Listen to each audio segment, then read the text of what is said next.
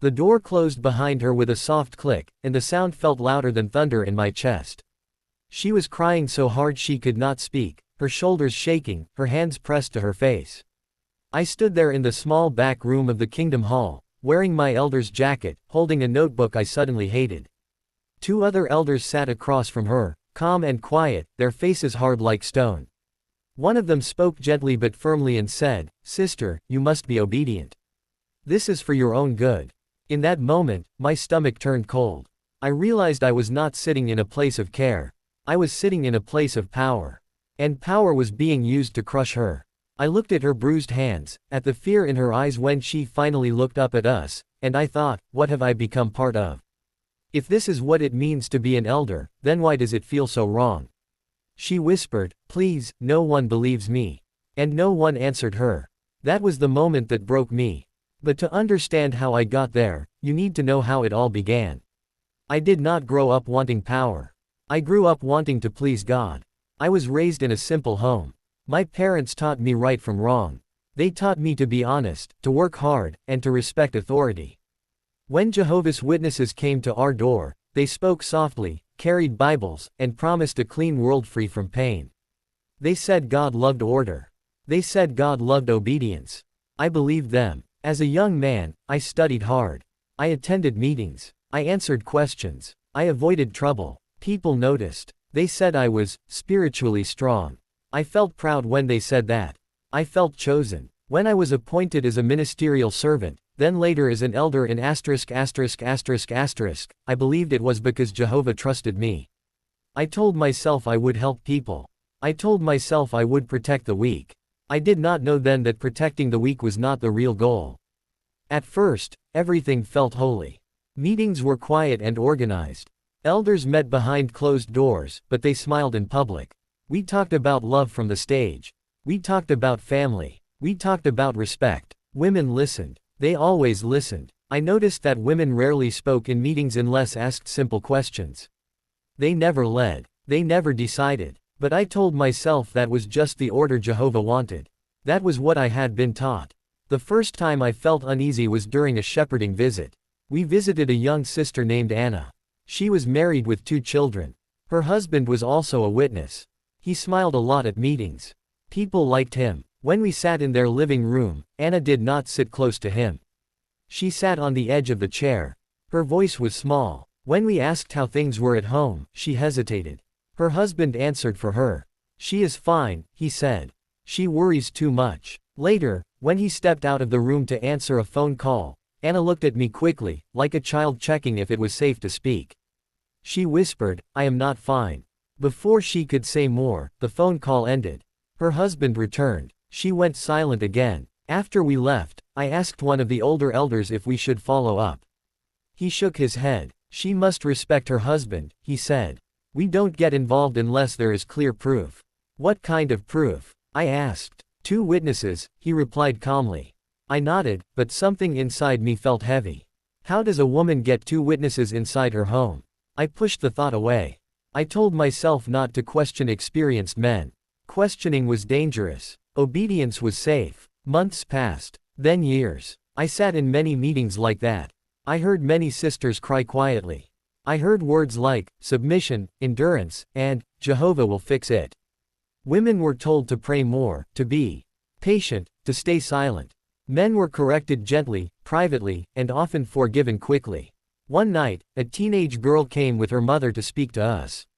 She was shaking. Her mother spoke for her. She says a brother touched her, the mother said, her voice breaking. The room went very quiet. The senior elder leaned forward. "Did anyone see it?" he asked. The girl shook her head. "Then we must be careful," he said. "We do not want to bring reproach on Jehovah's name." I felt sick. I wanted to shout. I wanted to say her tears were proof. But I stayed quiet. I wrote notes. I nodded. After they left, I could not sleep. I told myself it was just one case. I told myself Jehovah understood better than I did. Then came the night that changed everything. That night, we were called to handle a serious matter. A married sister had accused her husband of repeated abuse. Physical abuse. Emotional abuse. She had pictures. Bruises. Messages. When she entered the room, her face was pale. She looked like someone who had already lost. The other elders listened, but their questions were sharp. Not about what he did, but about what she did. Did you provoke him? Did you refuse marital duties? Did you tell anyone else? She answered softly. She cried. She begged us to help her. Then one elder said the words I will never forget. You should not be speaking about your husband like this. This could damage the congregation. I looked at her hands. They were shaking like leaves in the wind. That was when I realized the truth. The system was not broken. It was working exactly as designed. Women were expected to endure pain quietly. Men were protected. Authority was protected. Image was protected. And elders like me were the wall that kept women trapped inside. I went home that night and stared at my ceiling for hours. I asked myself, if my daughter were in that room, what would I want an elder to do? The answer scared me. I began to notice everything. The way women lowered their eyes. The way they apologized even when they were hurt. The way elders spoke about them when they were not present. She is emotional. She is unstable. She talks too much. And always, she must wait on Jehovah. But Jehovah never seemed to hurry. The pressure on me grew. I was praised for my loyalty. I was trusted with more cases. More secrets. More silence. Then one evening, I was asked to sit in on a judicial meeting. The sister was the same woman from the beginning. The one who had cried so hard she could not speak. She was accused of rebellion. Of not showing respect. Of bringing shame. She sat alone. Her husband was not present. He did not need to be. As the meeting went on, I felt like I was watching something cruel and slow. Each question pushed her deeper into fear. Each answer she gave was used against her. When she said, "I just wanted help," one elder replied, "Help does not come from disobedience." I wanted to stand up. My legs felt heavy. My mouth was dry. Then she looked at me. Her eyes met mine. They were full of hope and terror at the same time. As if she was asking me, are you like them, or are you different? I knew that moment mattered. If I stayed silent, I would become someone I could never respect again. But if I spoke, I would lose everything I had built. The room waited. The elders turned to me. One of them said, "Brother, do you have anything to add?" My heart pounded so loud I thought they could hear it. And that was when I understood the real danger was not what I had seen. The real danger was what would happen if I finally told the truth. Because once you speak, there is no going back.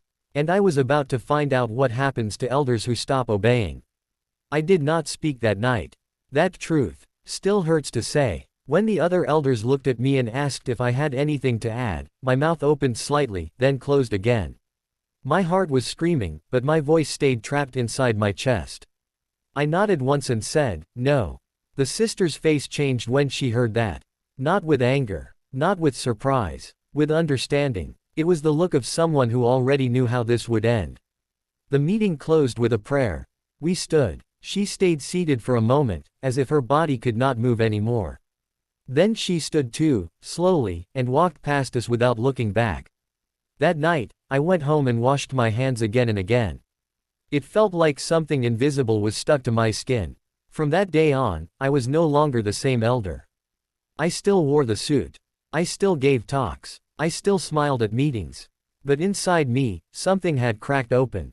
Once you see something clearly, you cannot unsee it. The words spoken behind closed doors began to echo in my head even during public prayers. I started remembering all the moments I had ignored before. The sister who stopped attending meetings after reporting her husband. The teenage girl who was told to stay quiet, for now. The older woman who stayed with a violent man because divorce would make her, spiritually weak. None of these women disappeared by accident. They were pushed out quietly. I began to notice how elders spoke when women were not in the room. Their voices changed. Their words were sharper. She's making trouble. She doesn't know her place. She needs discipline. Discipline. That word was used like a hammer. One evening, during an elders' meeting, a senior elder explained something very clearly. He said, "We must protect Jehovah's name above all else. Personal feelings do not matter." Everyone nodded. I felt cold. That sentence explained everything. Protecting Jehovah's name did not mean protecting people. It meant protecting the organization. And women, especially suffering women, were seen as risks. Soon after, I was assigned another case. A young mother named Ruth. She had left her husband and taken her children to her parents' house. She said she feared for her life. Before the meeting, an elder pulled me aside. "We need to be careful," he said. "She's emotional." When Ruth came in, she was calm. Tired, but calm. She spoke clearly. She explained that her husband hit her when angry. That he controlled her money. That he threatened to report her to the elders if she spoke. "Why didn't you stay and endure?" one elder asked. She looked confused. "Because I was afraid," she said. "That is not a spiritual reason," he replied. I felt my chest tighten. They asked her if she had proof. She said no. He was careful. He only hurt her when no one was around. Again, the same wall. 2 witnesses. After she left, the elders discussed her as if she were not a human being but a problem to manage. "She is rebellious. She set a bad example by leaving. She needs correction." I spoke up, just a little. My voice was shaking. She said she was afraid, I said. "Shouldn't that matter?" The room went quiet. The senior elder looked at me with a polite smile that did not reach his eyes. "Brother," he said, "fear is not faith." Everyone nodded again. I nodded too. But inside, something burned. That night, I could not sleep. I kept seeing Ruth's face. I imagined her children watching their mother cry. I imagined my own wife in her place. The next morning, I prayed differently. Not the formal words I used at meetings. Real words. I asked God if silence was really obedience. The answer did not come as a voice. It came as a memory.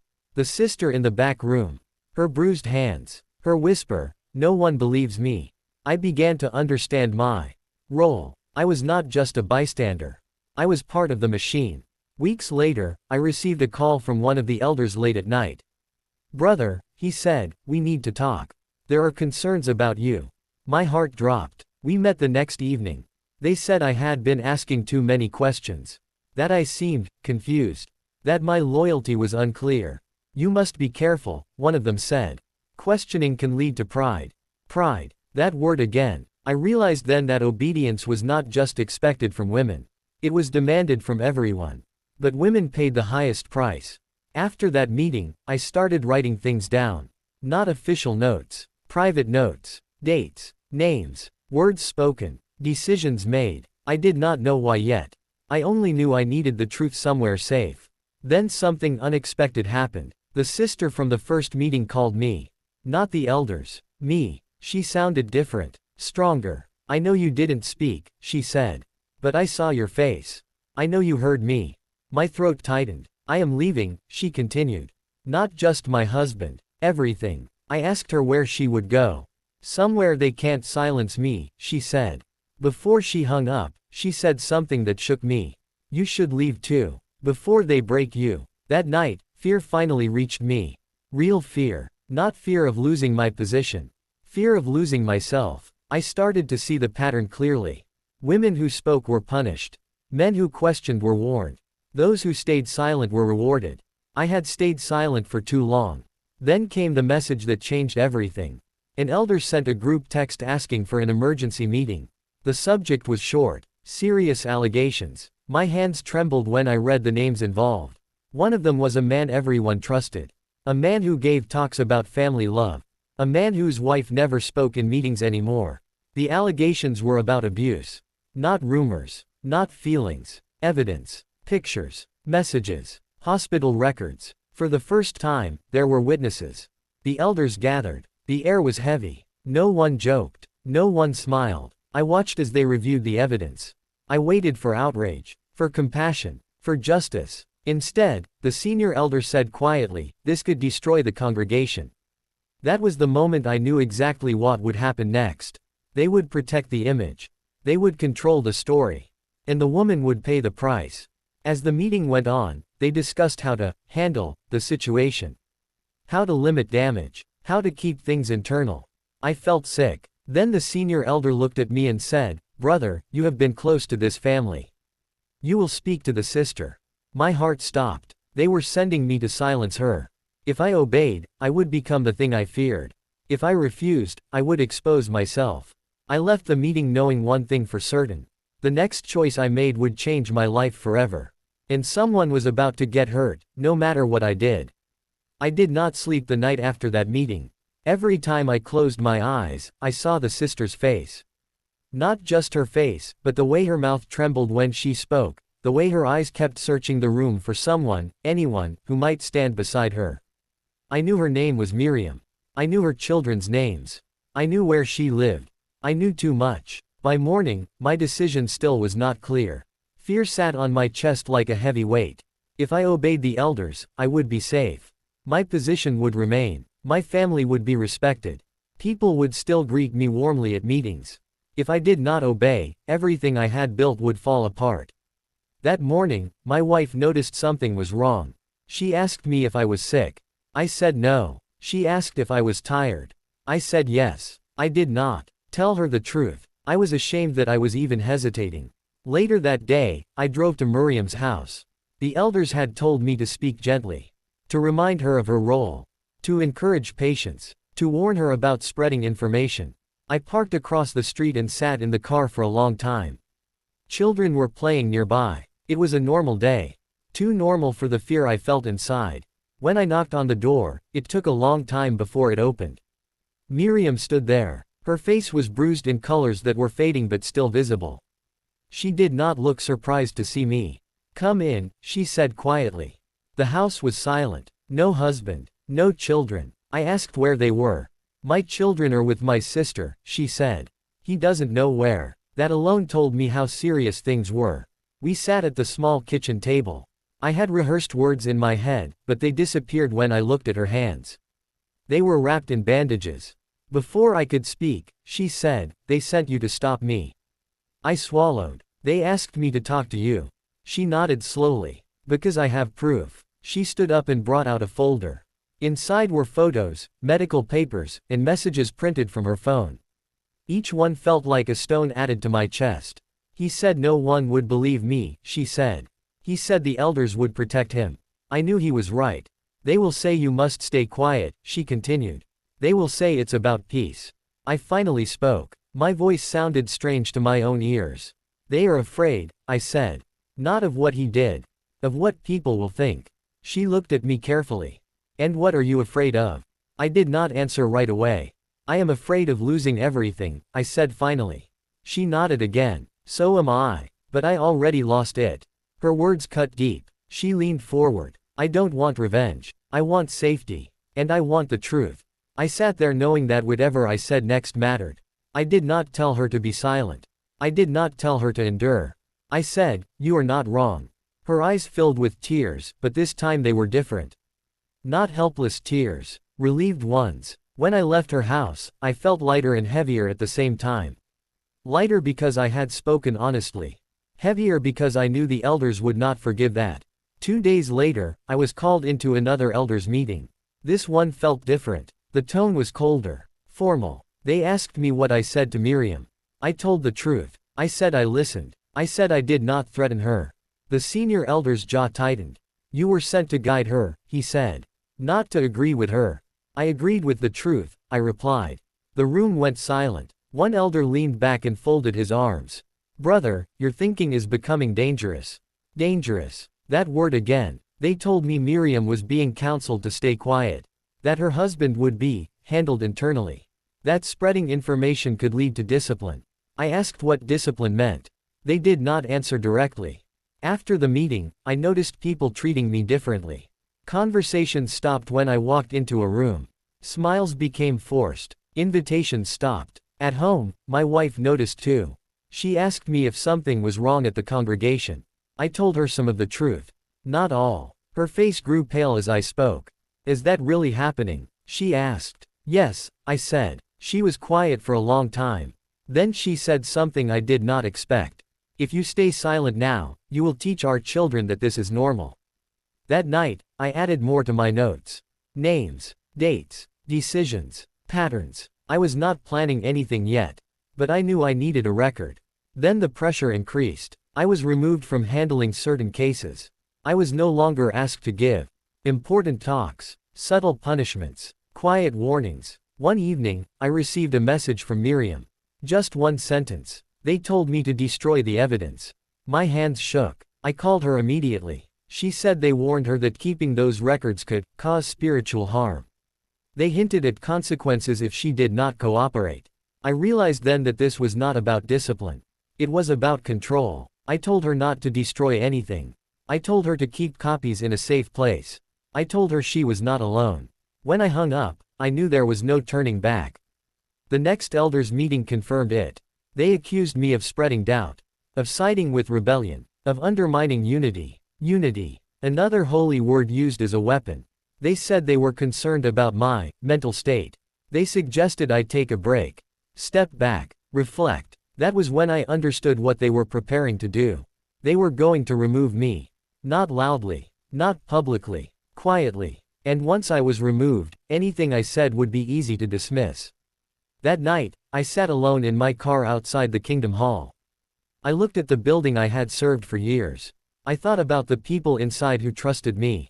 I also thought about Miriam. I opened my notebook and read everything I had written. Then I made a choice. I sent copies of my notes to a secure place. Somewhere the elders could not reach. If they were going to silence me, they would not erase the truth.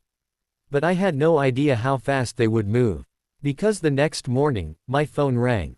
And the voice on the other end said, "Brother, there has been a serious decision made about you." My heart dropped. I knew my time was almost over. And I knew they would not let me leave quietly. They asked me to come to the Kingdom Hall early, before anyone else arrived. The building was quiet, too quiet. The lights were on in the back room, the same room where so many women had cried, where so many decisions had been made without mercy. I walked in and sat down. 3 elders were already there. Their faces were serious, controlled, almost calm. The senior elder spoke first. "Brother," he said, "after much prayer, we have reached a conclusion." I already knew what it was. He said I was being removed as an elder, effective immediately. Not because of wrongdoing, but because of a pattern of independent thinking, and failure to support decisions made by the body. Independent thinking. That phrase landed like a sentence. I asked if I could speak. They allowed it, but only briefly. I told them I believed we had failed women. I told them silence was hurting people. I told them that truth should never be feared. The senior elder looked at me with something close to sadness. "You are letting emotion override structure," he said. "This path leads to destruction." They ended with a prayer. When I walked out, the sun was rising. The world looked the same. But my place in it had changed. The announcement came the following week. From the stage. Calm. Short. I was no longer an elder. No details. No explanation. People looked at me differently after that. Some avoided my eyes. Some smiled nervously. A few whispered. My wife squeezed my hand during the meeting. She knew what it meant. Once removed, the pressure did not stop. It increased. I was called in for more meetings. Now not as an elder, but as a problem. They asked me what I had told Miriam. They asked if I had kept records. They asked who I had spoken to.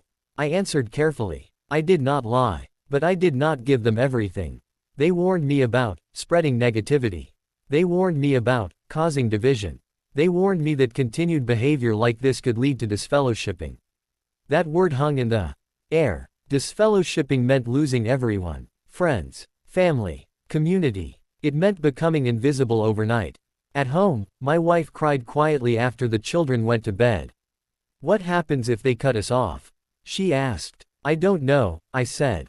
But I knew it was possible. And soon. Then something unexpected happened. Miriam called me again. "They're moving fast," she said. "They told me if I don't cooperate, they will say I'm unstable." I asked her what she planned to do. "I'm going to the authorities," she said. "I can't do this alone anymore." My heart raced. That was the line no one was supposed to cross. If she did that, everything would explode. The congregation, the elders, the silence. I knew what would happen next. They would blame her. And they would blame me. 2 days later, rumors spread.